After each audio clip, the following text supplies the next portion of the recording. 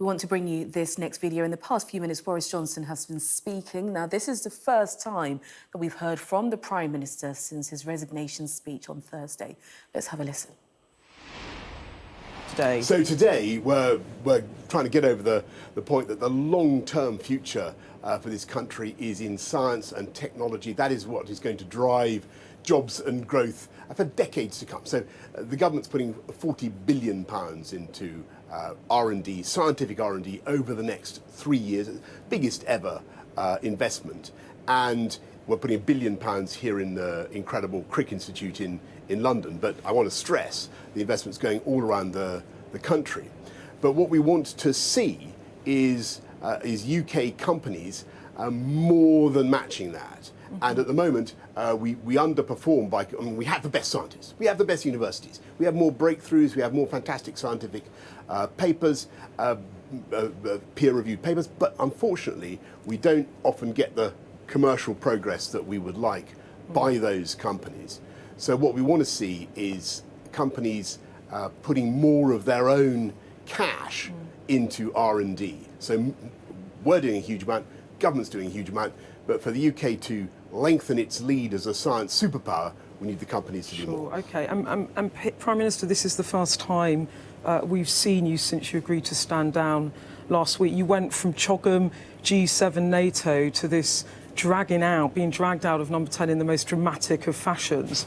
I'm a bit shell-shocked by all of it. How are you feeling now? I'm determined to just get over the number one message today, which is about investment in science, in technology, and you know, when I look at what we've done over the last few years with the investment in R&D, creating the DARPA, the new independent science and innovation agency, I think that the UK is going to be set fair. But what I want to get over is that we can put the taxpayers' money in. We can support our incredible scientists, our incredible researchers in the way that we are.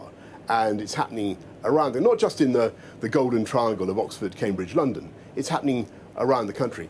But the companies have to step up to the plate and invest more themselves. If you look at France, you look at Germany, look at America, we have the scientists, we have the breakthroughs, but the companies, our UK companies, don't invest enough in R&D. PM, I'm sure viewers will be watching this. As you said yourself, there are 14 million of them that voted for you in 2019. Your sister, Rachel, said on the radio last night that this was a huge loss for you. She said, I know it's a huge loss for him, a huge loss that's almost like a bereavement. Well, I did Rachel say that. Well, my sister's a wonderful journalist. I think that what I should really concentrating on now, and you're right, you know, I'm doing the last few days, weeks, or however long it is, but the job of government has got to be carried on in that period.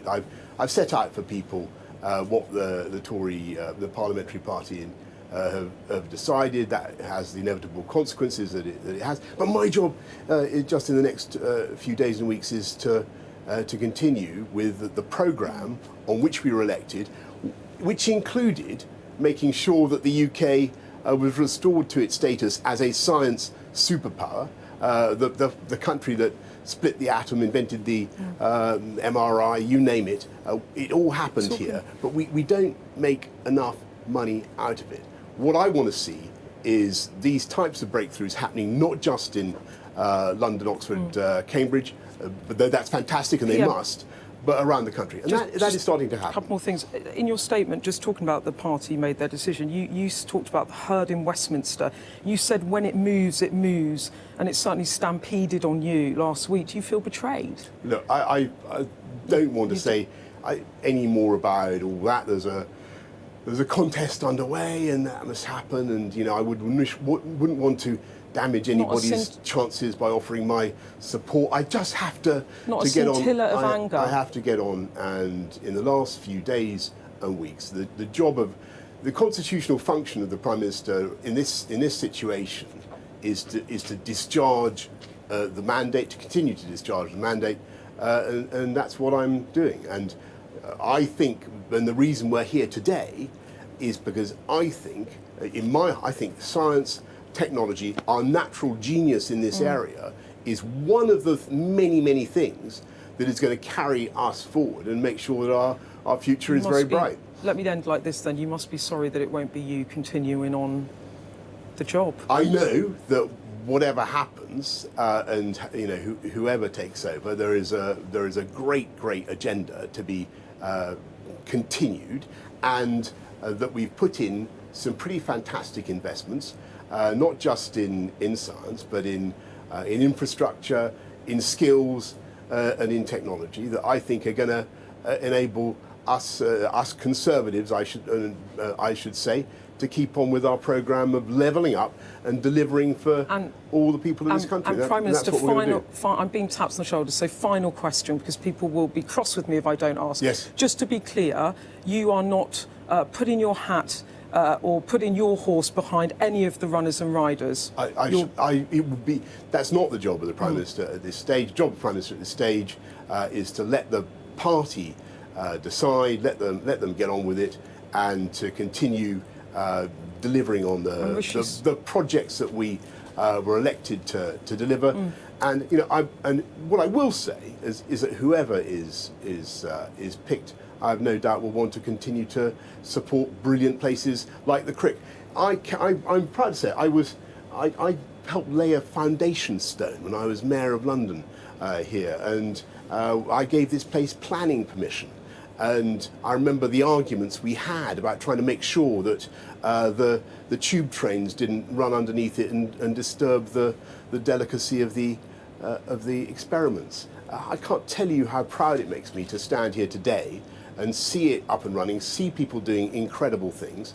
And the point I want to make to everybody is that there are many, many ways in which the UK is world beating, but science, technology, R&D are amongst them. And I want massive government investment to be matched by equal enthusiasm from the private sector. So we tend to make our money as companies by buying and selling companies. In other countries, they invest more in the long term and in R&D. That's my sermon for today. You're going to go down as one of the shortest serving Prime Ministers in history, despite winning a 80-seat majority in 2019. But despite it all, you're putting on a brave face. Well, I'm determined to get on and deliver the mandate that was given to us. But my job is really just to oversee the process for the next few weeks, and I'm sure that the outcome will be good. And we just need to get on. And as I said, I think before to you, the more we focus on the people, on the people who elect us, on their jobs, their hopes, what they can get out of investment in science and technology. The more we talk about the future that we're trying to build, the less we talk about politics at Westminster, the generally happier we will all be. Okay? Prime Minister, thank you very much. Thank you.